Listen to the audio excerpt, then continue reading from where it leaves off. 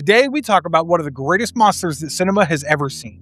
You see, most monsters need an origin story to tell us all about their wrath, how they became a force to be reckoned with, and things like that. But today, the spotlight falls on one such character that has a story stranger than any. I'm of course talking about the Xenomorph Queen from Alien. While this one didn't show itself off the first film franchise, it was worth the wait when the eventual introduction did happen. All it took was a sequel, a director's original vision, and a truly special effects studio to go ahead and build a 14-foot hydraulic puppet. All of this just to make the audience get the answer to the question, who's actually in charge down here? Since 1986, the Xenomorph Queen has been through it all. Ejected into space, hidden inside a human body, cloned accidentally, and absent from the franchise's most recent films. There's so much to talk about, and there's so much to explore.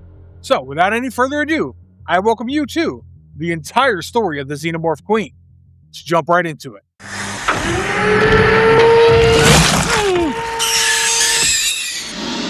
Designing a monster matriarch. To start things off, let's clear the confusion early on. H.R. Giger made the original Xenomorph design for the 1979 film titled Alien, and that itself was developed from his lithograph Necronom 4, a surrealist piece of work which he called biomechanical art due to its fine blend of organic and mechanical elements. As mentioned earlier, the first film had no queen, and no hive structure either, just the sole adult xenomorph busy stalking the Nostromo's corridors, and an egg chamber in the derelict spacecraft on LV-426. Fast forward to a few years into the next decade in the mid-1980s, and in came James Cameron to the franchise with this crazy vision. He always aimed for bigger spectacle, and for the villain in his Alien sequel, he wanted a villain who was more physically daunting and menacing. He's also quite ambitious, as his work reflects, so he wanted to explain the history and origins of the eggs as well. The producers also gave Cameron's creativity a whole lot of room for his vision to run amok, and this was exactly what led him to introduce an older concept of his, taken from an earlier spec of his script called Mother. Now, with the Queen's design, Cameron himself took charge of the design. It was his painting that kickstarted the visuals. Along with being a legendary director, he's also a truly gifted artist. And what a gift he gave himself in the form of the Xenomorph Queen. Stan Winston of Stan Winston Studio was asked about the project, to which he replied by saying that he was shown the painting early on and really liked it from the get-go. So yeah, just to be clear, the credit for the creation of the Queen has to go to James Cameron and not H.R. Giger, just to solve that one. Now, the team at Stan Winston Studio took note of one key thing from Giger's works, which was the biomechanical aesthetics of the monster. To scale everything up, such as the elongated skull, the exoskeletal ribs, the vibe of something between organic and mechanical, and things of that nature, all of that had to be reworked accordingly. However, it was also key to make the Queen clearly different from the drones as well. The drones were like soldiers, but the Queen shouldn't be looking like that. If anything, the Queen has to be a matriarch, larger in frame, more imposing with her presence, still managing to keep it regal because she's the Queen. The larger frame I mentioned includes a very ambitious design of the build, and I don't say ambitious if I don't mean it. I mean, I'm talking about a 14-foot tall creature. Hydraulics have to be running it. Hydraulics to have it running. Made of fiberglass, foam rubber, and plastic. It's menacing in every way, but handling this one was an adventure to say the least. And that too, not in a very good way. You see, there are two performers inside the torso of the puppet who control its massive arms. There's a huge crew that operates its limbs, jaw, and even the hydraulics from the outside. The number of crew members in charge of handling the robot varied with every scene, and the range was between quite a few people and a whole lot of people. But on screen, when you watch something like this, you begin to wonder how they pull this off, rather than what this character is capable of. I consider this is the audience's fourth wall break, because something you watch is so high quality that you begin to wonder about the hows and whats of things, and why wouldn't they? Stan Winston's team saw these creations as real characters themselves, so of course the puppet is also considered an actor rather than a piece of machinery to be dumped in storage once production wraps. But for the fans, what really got them to connect with the Xenomorph Queen was her philosophy. That's the quality of script writing I'm talking about. The creature acted like a living creature and had a personality of her own, angry to see her eggs destroyed, vengeful to follow Ripley into the Sulaco. You get the gist. The Queen's design evolved as production was going on. In the beginning, Cameron wanted her to look like a queen, but for the insects. So like a creature taking over the authority of her hive. Think of her like the ultimate mother, with her sole objective being protection and expansion of her hive. So something like termite queens and other eosocial insects were considered for inspiration early on. But clearly the path taken was a culmination of trial and error. A fun detail about the Queen, that flat crest on her head was meant to look like a crown. Did you spot it? Anyway, Stan Wilson's philosophy of viewing and building creatures as nuanced characters went on to become the Jackpot, a Kickstarter of influence for everything the team later went on to do with the Queen, who I must add was also very much an actor, if you will. And why wouldn't I call her that? She has to convey emotions, look and sound terrifying, and also be sympathetic with her personality. No wonder the Xenomorph Queen stands out in her own league, unlike any others.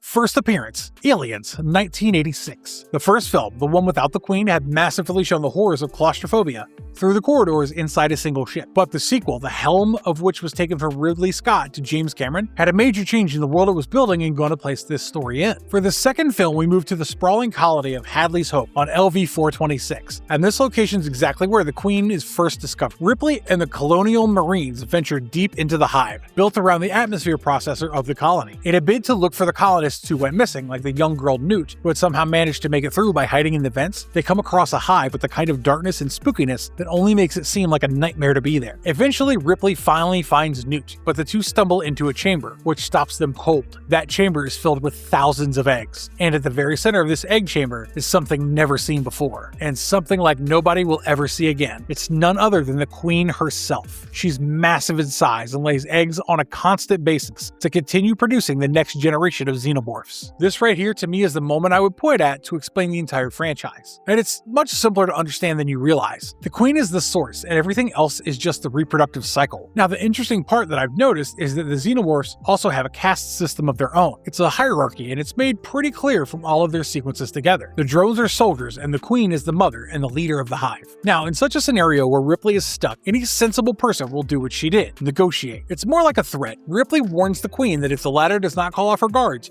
she'll destroy all of her eggs with a flamethrower, and it worked. The Queen understood it and ordered her warriors to back away. Talk about the ability to reason for a mere creature, am I right? Or are you not convinced that the Queen is a living creature with a brain to think, process, and make decisions? However, here's the twist. Ripley didn't actually follow her own side of the ultimatum she made herself. Just as she and Newt are fleeing from the chamber, Ridley decides to open fire with her flamethrower and destroy the Queen's eggs. As a result, she hits the Queen too, who's wounded but also enraged by this. And this fury of hers is not to be taken lightly. She detaches herself from her egg sac, which was also damaged, and decides to pursue the humans. What follows is one of the most iconic sequences in the history of sci-fi, and I mean that. The Queen, with her elevator, follows Ripley all the way to the landing platform. She thinks she has them cornered, but a dropship arrives just in time to rescue the humans. But just when they thought they'd escaped, with the dropship about to leave the planet, we see the Queen stowing away in the landing gear while clinging to the ship as it ascends into orbit. On board the Sulaco, the Queen decides that it's the right time to reveal herself to the one she's chasing down. Shockingly, she tears Bishop, the android, in half. She then moves to Newt, who is seen hiding beneath the floor grills. Meanwhile, Ripley suits up in a cargo power loader, which was meant to be for moving cargo containers, but that didn't stop her from using it as a weapon too. She uses that to fight the Queen hand to hand, or rather, claw to claw. As the fight goes on, it looks more and more desperate. Ripley uses the power loader to punch and grapple the Queen, forcing her toward the airlock. In the final few moments, we see Ripley open up the airlock and eject the Queen right into space. What an escape, as they breathe with a massive sigh of relief. But the Queen's fate is basically left ambiguous with the ending. She's not killed or neutralized, but just disappears into the void. But what about the film now? The highlight has to be the Queen, right? Along with that, there's the world building with the xenomorphs as well. Their caste system, their reproductive hierarchy, and their body autonomy, and their body anatomy. So they took the 1979 original, transformed the focus from a singular alien, from that one into a spotlight falling on a larger saga involving the whole species. And the symbol of this species is the Queen. The film's overwhelming success is further testimony to the experimental masterclass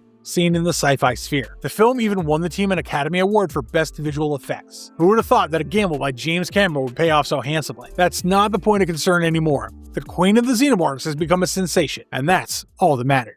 How the Queen actually works, biology and behavior. Getting the hang of what the Queen's primary function really is pretty easy. As a xenomorph cast member responsible for laying eggs, that becomes her priority. The same eggs produce face huggers, which then produce more xenomorphs. You get how it goes, right? But just because there's one core function doesn't mean the Hive should not rely on her. She's the source of all new life, and so the drones are obligated to protect her when she's immobile and vulnerable, which happens whenever she's attached to her ovipositor. This is exactly why the Hive exists. Now, this ovipositor, as I mentioned mentioned before, is enormous. It's an organ that stretches out behind her tail and is connected to a biomechanical structure akin to a throne, which has a supportive structure for the queen's weight and allows her to lay eggs continuously. The latter are produced in bulk and then stored in the egg chamber until they're ready to hatch. To understand the queen's biology, you have to understand the whys of each part of her anatomy. Her body is designed in a way to protect and reproduce. A thicker skin than standard xenomorphs, a head protected by a huge crest, powerful arms, and a massively strong tail capable of lifting and mauling a predator with ease. She also stands somewhere between 15 and 20 feet tall, so this is a body designed to survive and defend her hive. But here's where the lore gets more complex. In expanded media featuring the queen, there's a newly introduced concept called the royal facehugger. This is a special kind, capable of implanting a queen embryo rather than a standard drone. A hive with no living queen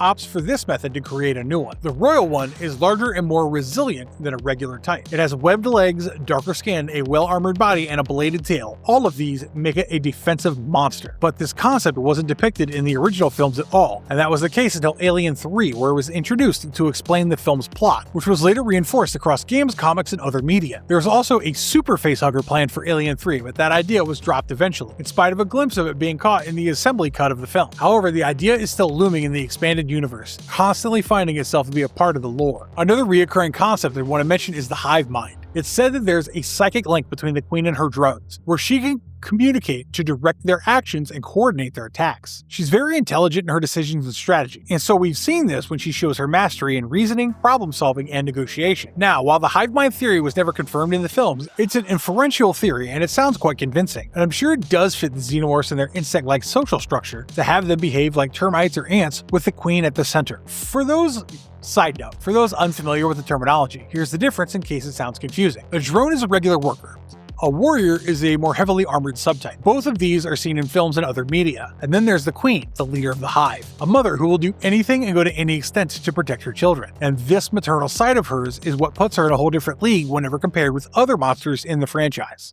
Alien 3, 1992. The Queen Ripley never knew she was carrying. Now let's move to 1992 and talk about Alien 3. Disclaimer, it's gonna get weird now. Anyway, this movie is responsible for turning the Queen that we knew of, the well-known monster, into a creature that reeked of absolute horror. Along with that, this movie gives Ripley her most consequential decision to make in the whole franchise. The lore goes like this. A facehugger that nobody detected aboard the Sulaco implants Ripley while she's in cryosleep. Now the film picks up after the events in Aliens where the survivors were traveling back to Earth. However, a fire breaking out in the ship forces the escape pod to crash land on a prison planet called Fioria 161, or simply Fury. Nobody survives this crash except for Ripley, who reactivates the remains of Bishop, the android. Bishop later confirms that an alien caused the fire aboard the Sulaco and was on the escape pod. Later, the company learns of Ripley's embryo and sends a team to retrieve it. So basically, they were willing to sacrifice the remaining people there just to get their hands on a singular specimen. But the twist comes later on with Ripley. She scans herself using the pod's medical equipment and shockingly comes across the news that she's carrying a queen embryo. No wonder the adult xenomorph on the prison planet refused to kill her. That's because it sensed the queen inside her, and instead treats her with a great deal of respect. We then reach the climax of the film with the Weyland-Yutani extraction team arriving on Fiorina. Led by a man who looks identical to Bishop and claims to be the android's designer, the team offers to surgically remove the queen embryo from Ripley to destroy it. But Ripley knows their real intentions. The company wouldn't risk destroying this, when in fact they could just use it for their bioweapons program, and for this they'll go to any extent they can. When the two factions come face to face, Ripley refuses to comply and threatens to dive into a molten lead furnace on the prison planet, and she even does so. But suddenly, the queen chest burster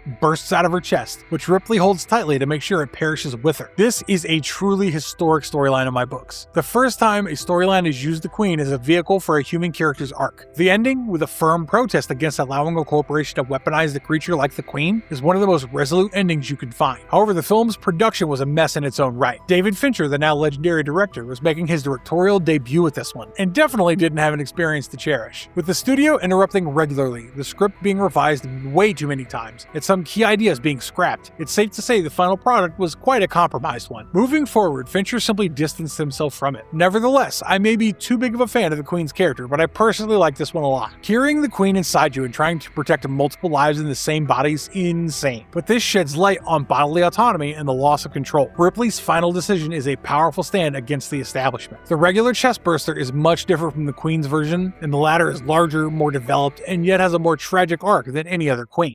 Alien Resurrection, 1997, cloning a queen by accident. Now on to the strangest alien film of them all. I say that because here the queen is her most radical self ever. I'm talking about Alien Resurrection, obviously. It's about a queen created due to a human cloning error, where a queen gains a womb and gives birth to an abnormal xenomorph. Set 200 years after Ripley's death, as seen in the ending of Alien 3. Here we see military scientists aboard the USM Auriga clone Ripley from blood samples taken on Fiorinus 161. This eventually led to the recreation of the queen chestburster, who had been growing inside her at the time of her death. And so they extract the embryo, raise it, and collect its eggs. But there's a catch. Due to the contamination between Ripley's human DNA and the queen's genetic material during the cloning process, now this is way more important than you realize. She gains another way to reproduce. Now it's more like a human for her.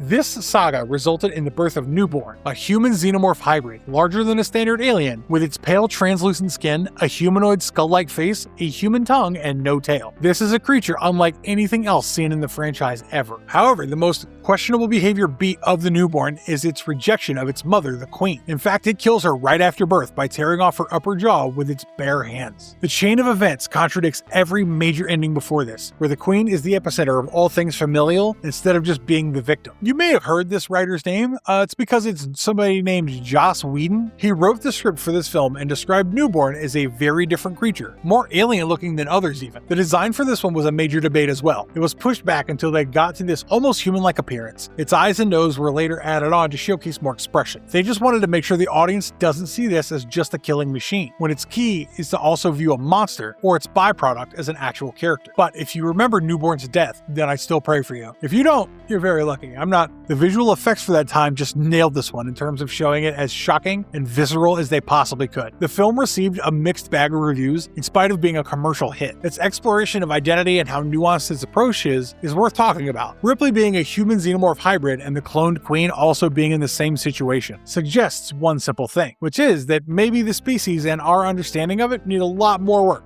The Queen goes to Earth.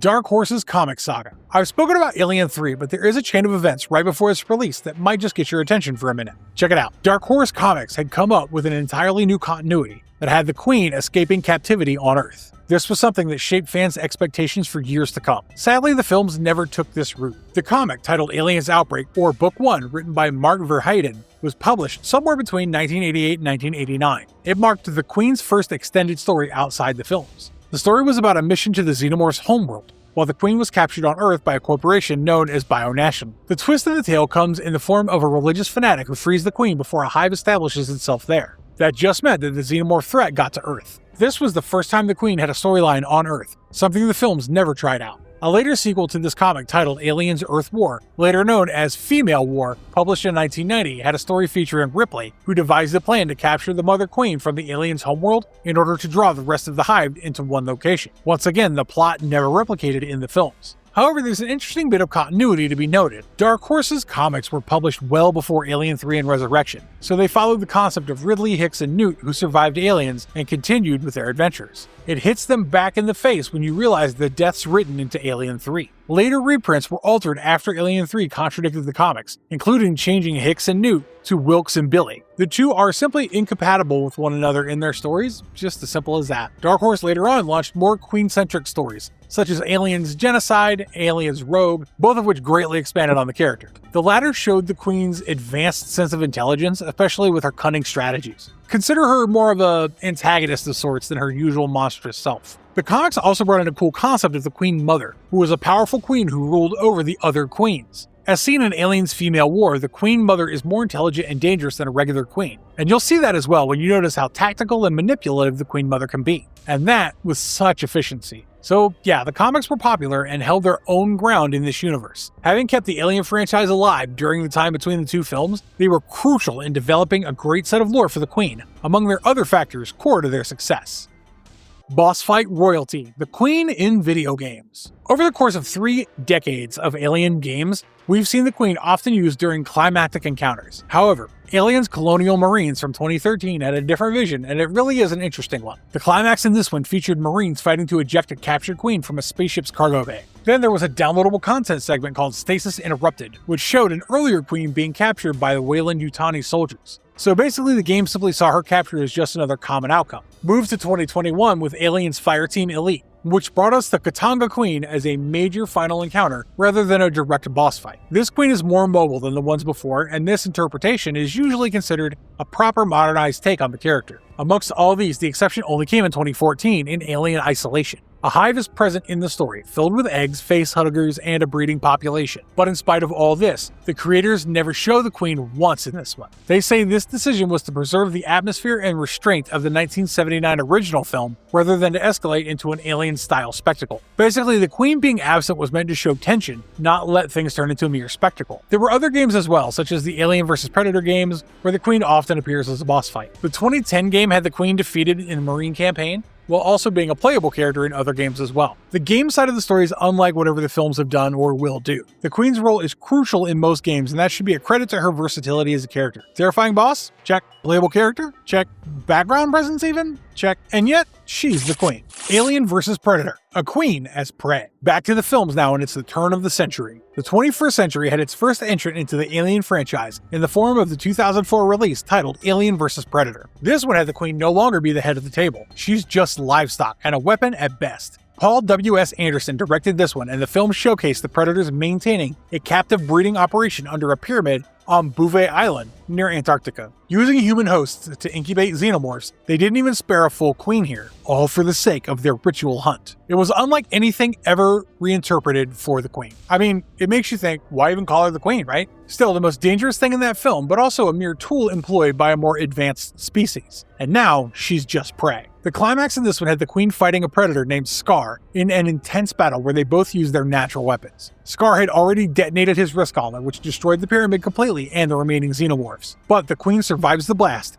chases the protagonists to the surface, and eventually impales Scar with her tail. But she's eventually defeated by being hooked in a water tank and pulled off a cliff. That really happened. An end like this for such a legendary creature widely known for being a near-invincible force of nature. 3 years after that, came Alien vs. Predator Requiem in 2007. It introduced us to the Predalien, a xenomorph predator hybrid. The film also gave the Predalien queen-like reproductive traits, which only complicated the queen equals soul egg layer rule from 1986. A continuity wrinkle for you to consider next time this franchise pops up in discussions. But this AVP universe has a whole different continuity as well, especially from the main Alien films, and also the Dark Horse comics. And that, to me, makes more sense for the creators of this one to creatively push the boundaries while making it clear beforehand that the events in this lore don't affect the main timeline xenomorph lore.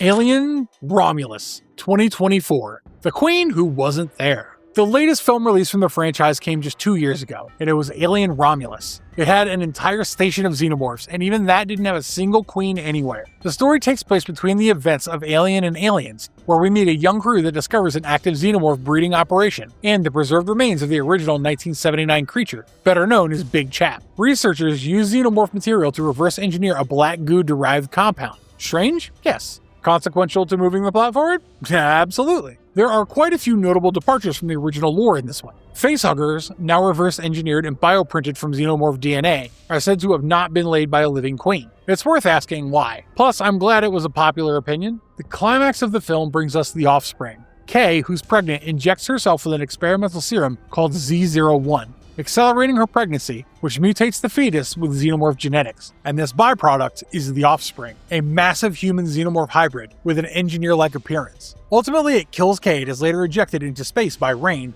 the film's protagonist. Remember the newborn from Resurrection? Consider the offspring as a spiritual successor to him. Think about it, another human hybrid birth to replace a standard queen-driven life cycle. However, both of these characters have reached the stage they have in completely different ways. One's DNA-contaminated cloning, the other's black goo injection into a pregnant human. Romulus had no queen, and her absence was unresolved and apparently a narrative choice. On top of that, no royal facehugger has been featured in any released material from Romulus either. Fede Alvarez, the director, said that he wanted the film to stand on its own, without relying on established characters. Maybe it does sound better when it's said like that, don't you think? Do you think the offspring angle would have been explored as well if the queen was a major part of the movie? Absolutely not. Nevertheless, it got a mixed reception upon release, and even since then, it's been a hit-or-miss kind of film.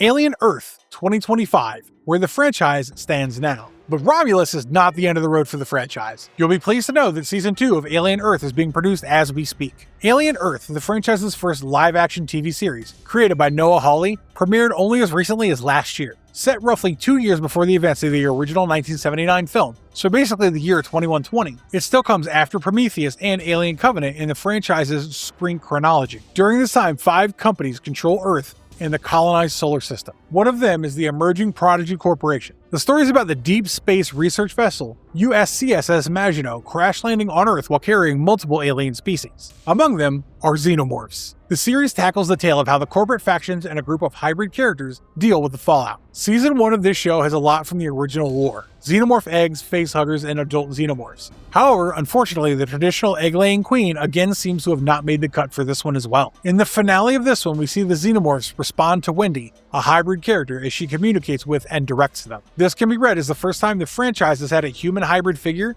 appear to occupy a queen-like social role within xenomorph behavior. First time on screen, at least. It's key to ensure we maintain the distinction between the two. Wendy is not really confirmed to be a physically transforming being who is turning into a literal xenomorph queen, but this can be taken as a queen hierarchy tease perhaps, or even a newer form of xenomorph bonding and control, instead of a proper transformation for a plot idea confirmed in the future. Consider the development in the story of the show open to theorizing for all, especially us fans. Alien Earth could just bring forth the most radical version of the Queen ever, like the cloned Queen or even Newborn from Alien Resurrection. However, this is still just speculation, as I just mentioned, until the series confirms where this goes. Not just that, but also Wendy's relationship to the creatures. I expect quite a lot from Season 2, and I'm sure you do as well. Overall, the show has been well received by fans and critics alike, many pointing out the production values and its storytelling. Much to their credit, in spite of not having the Queen in all of Season 1, there wasn't much criticism around this particular absence, mainly because of how well the story wrapped itself up to be built forward. Noah Hawley may have indicated that the Queen may appear in future seasons, with hopes of exploring the xenomorph life cycle in detail. Whether the Queen will be able to find her way into Season 2 or not is the burning question. Why the Queen endures. One major point I'd like to end this video with is that one thing we can all agree upon is the simple fact that the Queen endures. Every time she does. That's because she's rarely simply the biggest monster in the room. Notice her stories and how she's used them. Does she act like a monster in them if you didn't know her character before? She's mainly used as a vehicle for stories that preach motherhood, body autonomy, and corporate exploitation. You don't believe me? Don't worry, I got receipts. In Aliens, the Queen is the mother, tasked with protecting her children, whereas in Aliens 3, we see Ripley forced to carry a queen she never wanted. The latter was a film made about refusing to let a corporation weaponize her body. In Alien Resurrection, the cloned queen goes through a biologically involuntary transformation, which only makes her story more humane, and as a result, more tragic. Then there's Alien vs. Predator. She's merely a captive weapon, a tool deployed by a more advanced species. But all in all, the character has shown numerous times to be flexible with how they portray her character. The monster movie climax-like treatment of hers, at best, ranges from a body horror story to a straightforward action movie boss fight. And that's our video for today. Alien Earth is the latest project from the iconic Alien franchise, and the latest entrant has decided to rewind the clock to the 1979 movie setting, and in fact even a couple of years before. Plus, the redefined queen hierarchy has recent entries stepping away from having a queen, let alone having a different one from her conventionally egg-laying matriarch. But all in all, the Queen is an icon, not just the heart and soul of the Alien franchise, but also the sci-fi world. The Queen has been in video games, comics, novels, and merchandise, while also being referenced in other media and parodied in pop culture. Simply put, she's one of the best and most famous monsters in cinema history. Alongside the monstrous elements, there's also her motherhood that has always resonated with audiences, and this is exactly the kind of legacy she's secured in the Hall of Fame for sure. Anyway, this isn't goodbye for the Queen, since there's no way they'll just forget about a character like hers. From a James Cameron sketch from like 4 decades ago, to being a generational creature in the sci-fi world of films, a force of nature whose story's not yet done, far from it if anything. Alien Earth's future looks promising, and I can only hope they bring the Queen into the mix too, since even her absence still makes it feel like she's central to the storylines there. Until that happens, we can only eagerly await. As always, if you enjoyed this video, drop a like on it, share it with your friends, and let me know down below which version of the Queen you consider to be the most terrifying. Let me know your answers in the comments down below. Please subscribe to our channel and ring that notification bell so you don't miss our next marvelous video. Until next time, take care, have a great day, and as always, stay marvelous.